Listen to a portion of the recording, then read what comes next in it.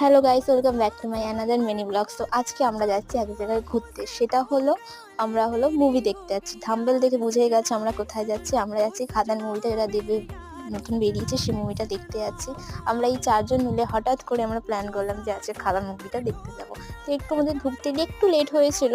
তারপরও যখন ব্রেক দিয়েছি আমরা কিছু খাবার অর্ডার করে দিয়েছিলাম। এবার দেখতে পাচ্ছি আমার পাশে দিদি আর দাদা রয়েছে।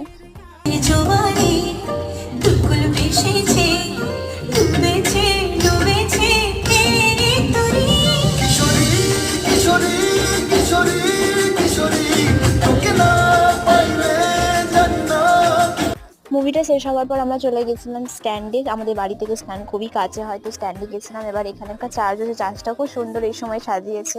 এবার এত আমরা ঘোরাঘুরি করেছি, আমাদের খিদে পেয়ে গেছে, ওই জন্য আমরা চলে গেছিলাম একটা চপের দোকানে। এখানে অনেক ধরনের আমরা চপ খেয়েছি।